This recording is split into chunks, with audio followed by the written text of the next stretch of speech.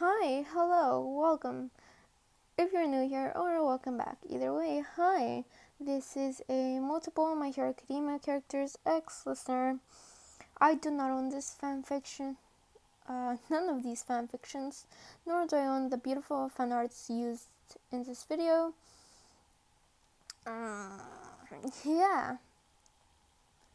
Yuga Aoyama. You sigh for the umpteenth time as you watched him pose in the three-way mirror.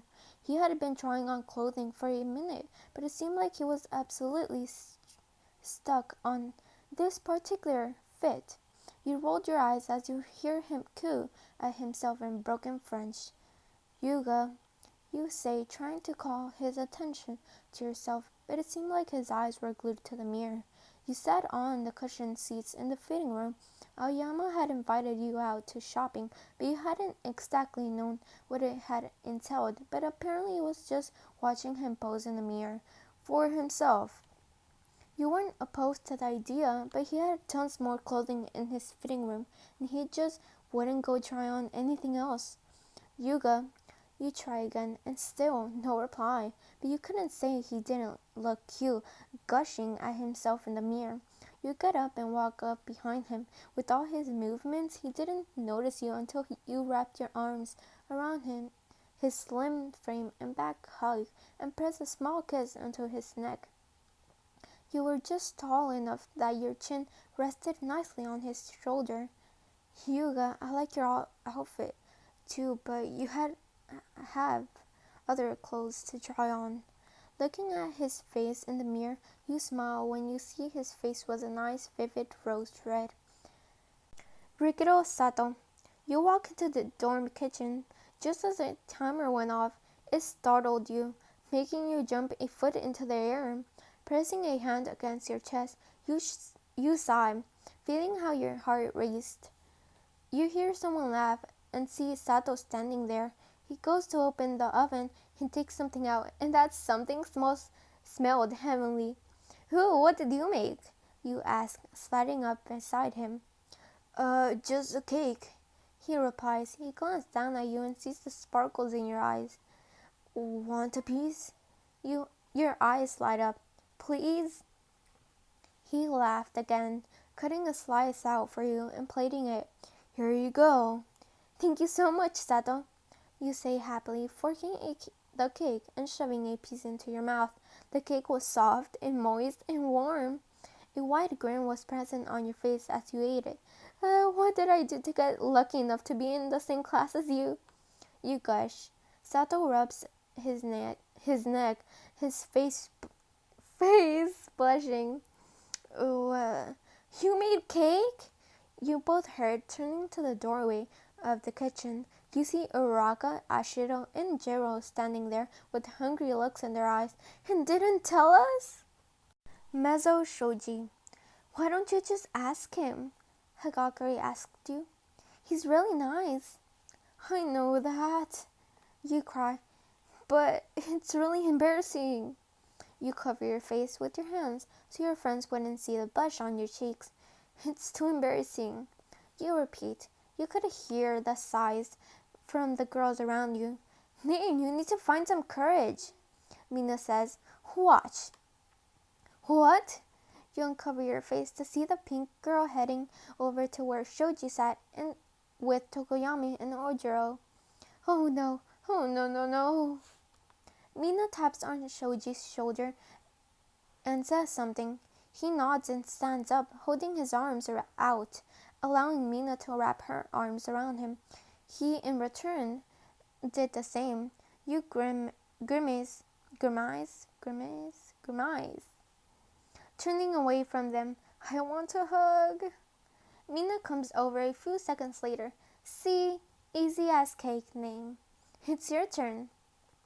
Your cheeks heat up again, and you shake your head. I can't do it. You lower your head. Oh, I'm such a baby. Yeah, you are. Your friends all say in unison. Unison. Sighing again. Later in class, you stare at the back of Shoji's head steadily. Why can't I do it? Why can't I just ask him for a hug? You ask yourself. The bell rings to end the day and you sigh. You pack up your things into your bag.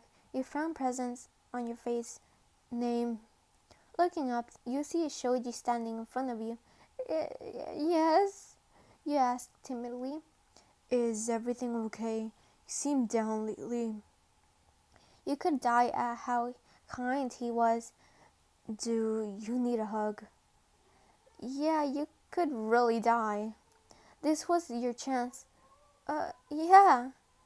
He holds his arms out towards you, and you hesitantly move into his embrace. You felt all 6 arms of his arms around your frame. He was really warm as you felt really safe there. And his muscles. This must be what heaven feels like. Ochaco Uraraka. Uraraka had come back to the dorms after seeing a movie with Sue and Deku. That movie being Stephen King's It. She was absolutely shaken by the monster clown. That's why when you jumped out at her yelling, Ochaco! She freaked out and pinned you against the wall. You taken her shaken and disheveled appearance. You okay? You asked, immediately realizing it was just you. She let you go. Sorry, I didn't mean to startle you. She presses a hand against her racing heart and sighs. Name, please don't sneak up on me like that. I almost had a heart attack. Sorry, you say again. But I just had the best idea. We should float. Oh, Uraraka could have died then. And there, you wanted to what? Yeah, I was thinking how rad it would be to feel 0 gravity. Please, Ochaco, let me float. You give her your best puppy eyes that she can never say no to activate her quirk and watched you come up off the ground. She sees the wide grin on your face as you swim through the air and do silly poses and thinks that maybe she was overreacting. She turns to you. Use your quirk on yourself, Ochaco. Uraraka pills. You'll float too. Denki Kaminari. Hey, YN, Kaminari says, coming up beside you. Are you free tonight? You wish. You quip. Your attention on your tablet. It was mid-afternoon. All your lessons have been done for the day. You were chilling in the dorm lounge, minding your own business and watching YouTube videos for the most part. After dinner, you plan to do your homework. Kaminari pouts. Huh? Why not? It's not like you're doing anything. Just give it a rest, Kaminari. You say exasperated. It was the 3rd time this week he asked you out, and the 3rd time you've turned him down. He slung his arms over your shoulder. Oh, come on. We could go out and do something fun. You rolled your eyes, pausing the video you were watching. Yeah, because there's so much we could do on a Tuesday night. That's the spirit. No, Kaminari. You remove his arm from your shoulder and scoot over on the couch away from him. He follows after you as if his hips was attached to yours. He sighs. One, he says, his voice turning serious. You turn to him out of curiosity. In his change of tone, Kaminari stares straight into your eyes. Go out with me. You don't skip a beat. Not a chance. You unplug your headphones from your tablet, tucking the object under your arm. You get up off the couch and head towards your dorm room. Kaminari sighs as he watches you leave, but a smirk grows on his face. You may have turned him down, but if the color on your face you tried to hide said anything, he'd get you to say yes eventually. Ojiro! You stare at the tufts of hair in front of you. The blonde hair was just enticing. You wanted to dig your fingers into it. You wanted to see if it was soft.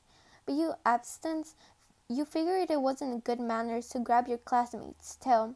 A small sigh escapes your lips, and you turn your attention back to the assignments on your desk in front of you. But it wasn't as interesting as the end of Ojiro's tale. Your eyes are automatically dragged back to the tail when it twitches ever so slightly. Oh, it was so tempting. It was hard, but you behaved yourself and got back to work. You even got through a few problems before you, again, taken back to his damn tail. Oh, to hell with it all. You drop the pencil and your fingers are stuck into the fur at the tip of his tail. It was worth it. It was softer than your own hair.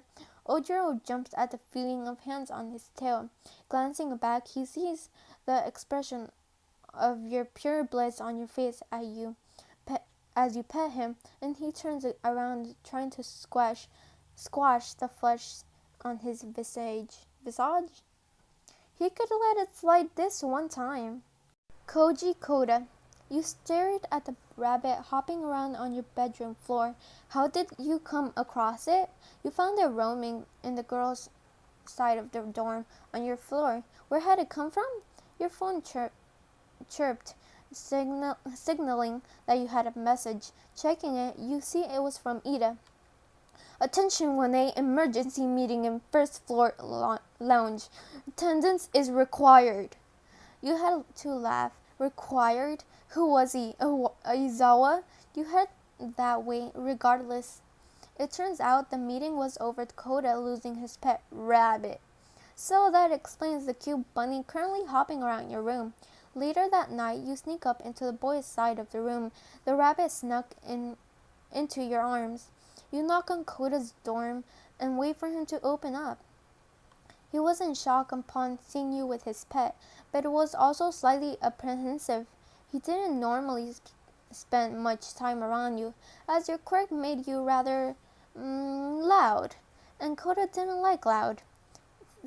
Thank you, name, he says in a small voice. I don't know how she got out. You smile and hand the bunny over before signing. It's no problem. Just make sure to keep an extra eye out for her the next time. You turn on your heels and make your way back to the room, leaving poor Koji flustered for a whole new reason. When had you learned sign language? Hi again. As you can probably hear, this wasn't like others that, example, they see you with another guy, like in one topic. No, this was just a bunch of short fan fictions all together, though they are all made from the same author. The fan fiction, because it's all in one page, the thing, how do I say this? Multiple chapters. I'm not good at explaining things, but the link would be in the description, is going to be in the description. Like I said in the beginning of this video, I do not own this fanfiction, nor do I own the beautiful fan arts used in this video. Hopefully you enjoyed it. Sorry for all the mispronounced words I said in this video. Yeah, I finally finished this. Goodbye.